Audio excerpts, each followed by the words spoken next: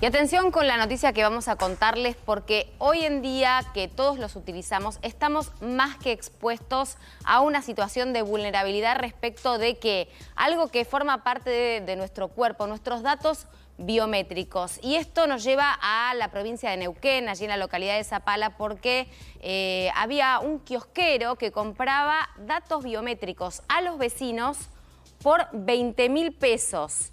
Esta fue la información que trascendió respecto de esta situación de este hombre que les ofrecía 20.000 pesos a los vecinos allí de la zona para justamente quedarse con datos de huellas dactilares, en algunos casos datos faciales. Y claro, la gente quizás no lo advertía, no sabía el riesgo en el que se estaba poniendo, porque esto después puede ser utilizado, por ejemplo, para sacar créditos, por ejemplo, para abrir tarjetas de crédito, no de las bancarias, sino de otras, de empresas que financian, incluso hasta en supermercados. Bueno, esta situación es realmente muy alarmante y para eso vamos a hablar con Gustavo Saín, que es experto en ciberseguridad. Gustavo, buenos días.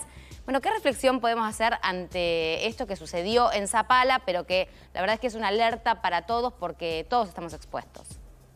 ¿Qué tal, Mariana? Buen día. Bueno, aparentemente por la información circulante, esto tiene que ver con la empresa WorldCoin, que es una criptomoneda, es una empresa que se funda en el año 2019, opera a nivel global, lo que quiere justamente, entre uno de los fundadores aparece Sam Altman, que es el CEO, exactamente, es el CEO de OpenAI, que es el dueño de ChatGPT. Tiene problemas en varios países del mundo, inclusive también aquí en Argentina, por la forma de recolección de datos. Lo que dice la empresa que quiere generar un World ID, un sistema de acreditación de identidad para el acceso a estas billeteras virtuales a través de un dato biométrico que es el iris humano. Y para ello van por el mundo recopilando a través de un aparatito una especie de esfera platinada donde escanean el iris y demás. Esto por fuera de las normativas locales. Tiene sede en California, Estados Unidos, pero también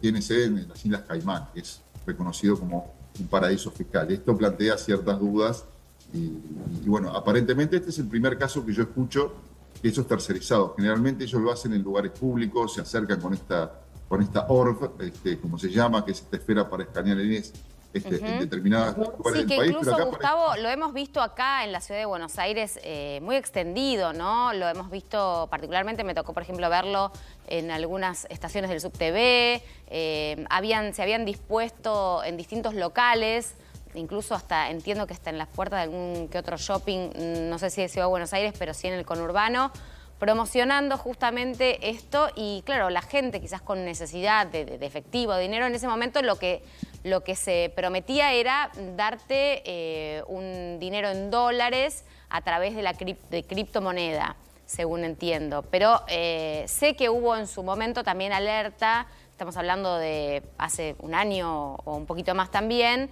respecto de lo que pueda llegar a generarse con estos datos biométricos, que también es cierto que uno los brinda a entidades bancarias, los brinda a, bueno, por supuesto, organismos estatales, digo, el RENAPER te los pide, quizás se los podés dar vos a una billetera virtual justamente para desbloquear o bloquear, pero ¿qué diferencia hay entre dárselos a estas entidades y dárselos a, no sé, un kiosquero que está tercerizando o a esta empresa WorldCoin?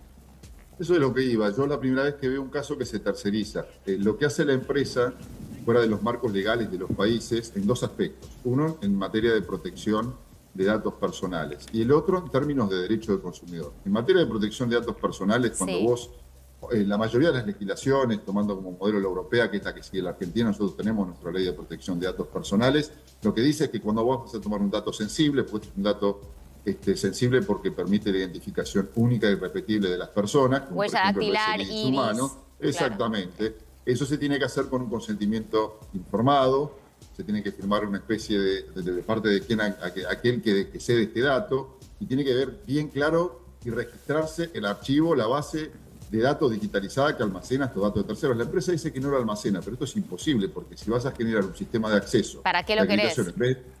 No, y aparte, ¿cómo acreditás vos que efectivamente el usuario que se registró tenés que cotejarlo con la base de datos que tenés en tus servidores? Claro. Para lo cual eso es imposible.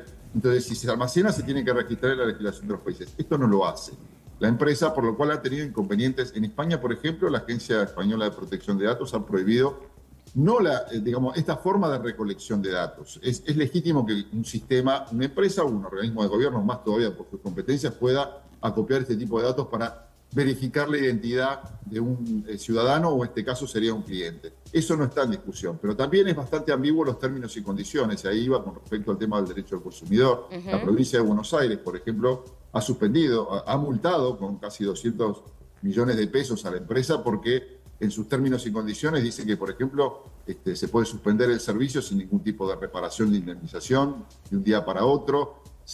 Obviamente lo hacen menores de edad, sin ningún inconveniente. Claro, y eso también. Bueno, más sobre todo con los problemas de ludopatía que estamos teniendo con respecto a los juegos en línea de los menores en línea. Entonces, lo que hacen estas empresas, que no es la única, yo voy a citar un paralelo con Uber, es, más allá de las legislaciones y lo que dicen los países que no les interesa, es generar una masa crítica de usuario, en este caso a cambio de dinero en efectivo, tokens, que sería criptomonedas, te abrís una cuenta, escaneás el iris y te pagan en criptomoneda que vos después puedes cambiar. Inclusive en países de África se ha hecho, se le regalaban a los menores unos auriculares, unos iPhones. Sí. Entonces, esto es lo que está en discusión. Y si bien hay aquí en la Agencia de Acceso a la Información Pública, que es el organismo encargado de aplicación de nuestra ley de protección de datos, un expediente abierto, todavía a nivel nacional no se ha prohibido este tipo de prácticas o la operatividad de esta empresa, más allá de una jurisdicción como la provincia de Buenos Aires, ¿no? Gustavo, muchísimas gracias. Queda hecha la advertencia y bueno, a tener en cuenta esto, ¿no? Que hay gente que ya incluso ha logrado la forma de tercerizar esta recopilación de datos biométricos, de datos personalísimos, irrepetibles, como señalabas, que no sabemos para qué los pueden usar.